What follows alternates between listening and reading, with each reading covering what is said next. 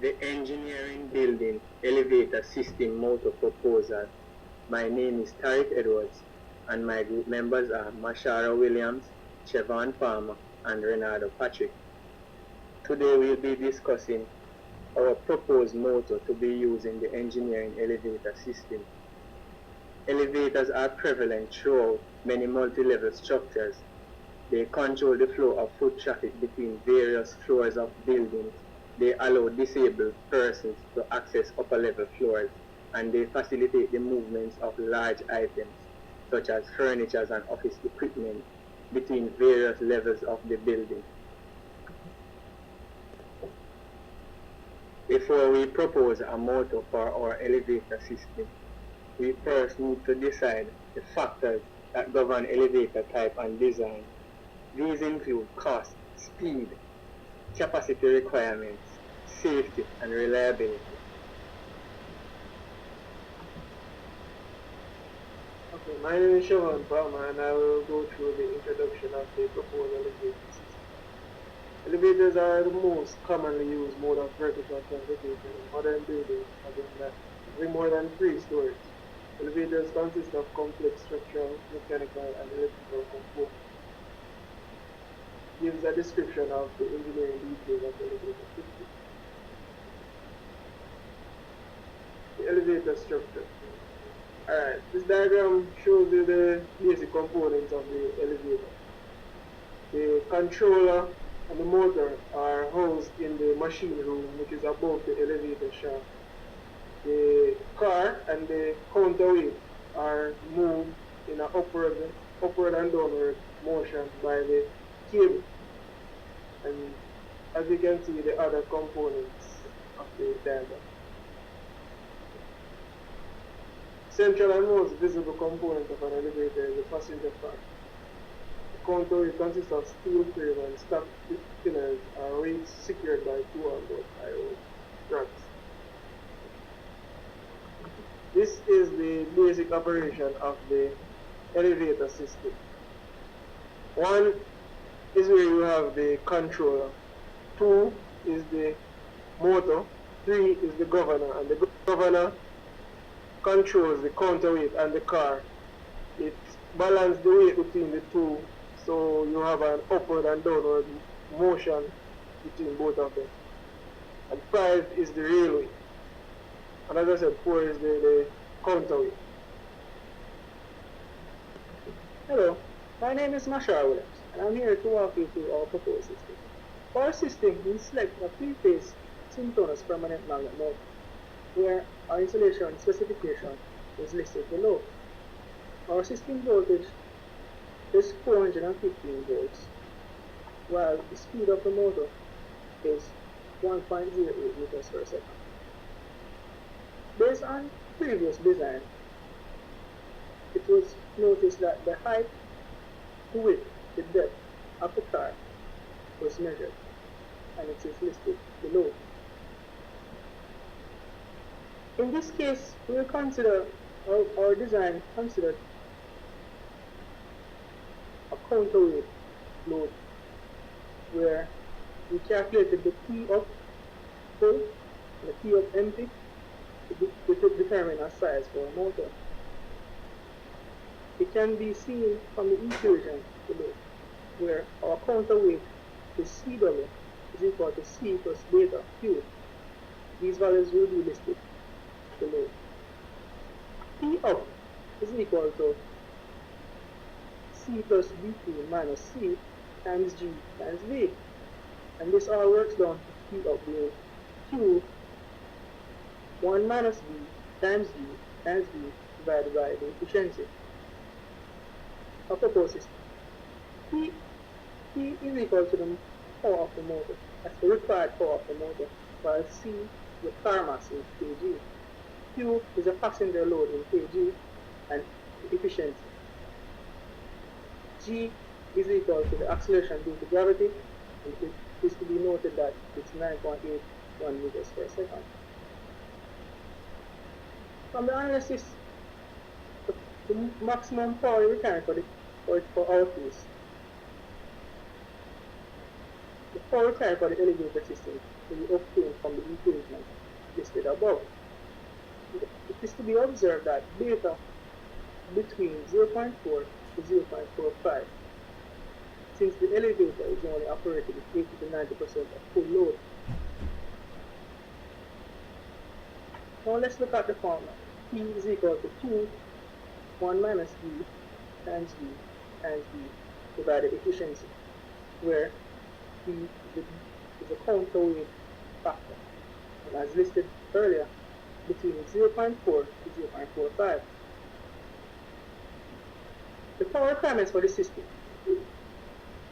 It is to be observed that the building height of engine is 60 feet, and this converted into 17.822 meters. Time required to move from base to the 6th floor, we set that to 16.5 seconds. That's what we want our system to do.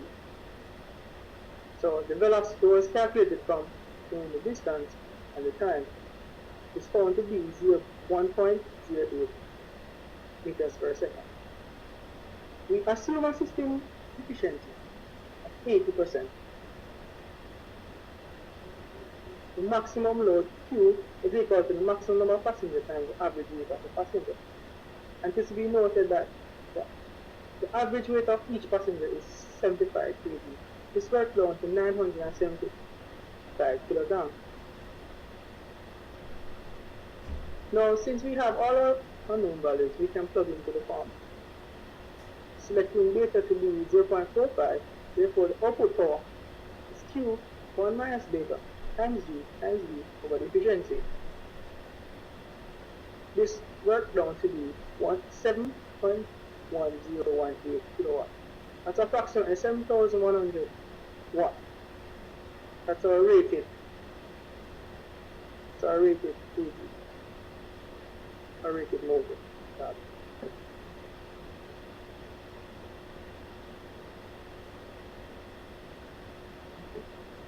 I am Tariq Edwards, and I'll be talking about motor start.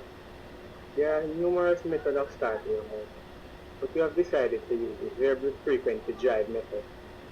The frequency converter enables low starting current because the motor can produce rated torque at rated current from 0 to full speed. Take a look at the diagram.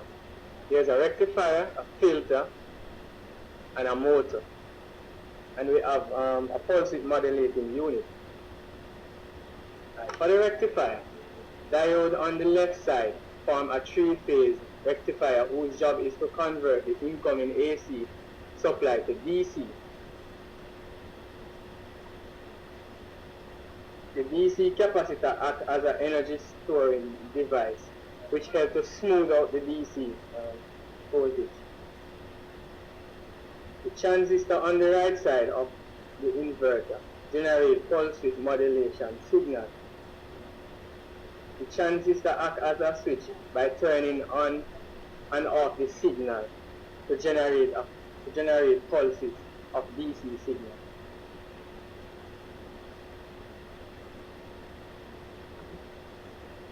The variable frequency drive operates on the principle of synchronous speed, which states that frequency is directly proportional to speed. In this diagram, we have a block diagram which shows an operating interface, a variable frequency drive, and the motor to be controlled. For the operating interface, provide the means for operating, starting and stopping the motor. This will be placed inside the elevator to be controlled by the elevator users. The variable frequency drive is the controller that we talked about in the previous slide, which convert the 3-phase power signal to have a variable frequency signal that control the speed of the motor.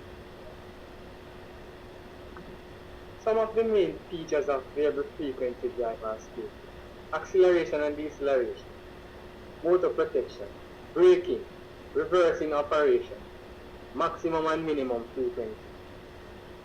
Acceleration and deceleration. Drive unit allow adjustable acceleration and deceleration rates, allowing the motor to be gradually increase and decrease speed. Motor protection. Drive allow us to protect against overcurrent over voltage, under voltage, over temperature, and earth leakage. The braking of the motor can be achieved by allowing it to naturally force to a stop, injecting a DC current or a regenerative braking. Reversing operation. Variable speed drive units allow the motor to be operated in reverse without any change in the phase of the motor power supply. Maximum and minimum frequency. Variable speed units allow the maximum and the minimum frequency of use to be set. They mean that regardless of setting of the speed control unit, the load can always run under safe conditions. My name is Ronaldo Patrick, and I will be presenting on braking. In dynamic braking, the motor that provides the traction now acts as a generator. Now, when a generator circuit is loaded with resistors, the result is that the generator will resist rotation, hence braking occurs. An advantage of dynamic braking is that the wear of the friction-based components does not exist. Now for the proposed system, we wish to find the value of the resistor in order to provide braking. Formula used to find the resistance or braking is V source square over electrical power. In order to find the electrical power, we need the car capacity in kilograms, car mass, the car speed in meters per second, the counter weight of the car as a percentage, and the elevator mechanical efficiency. When these values are plugged into the formula, we find electrical power.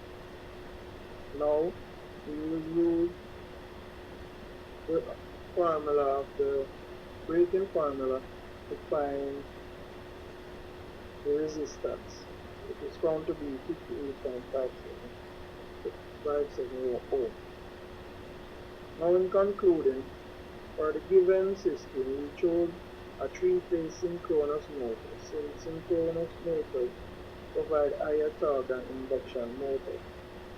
The motor will be started by the use of a variable frequency drive, and it will be stopped by the use of dynamic braking.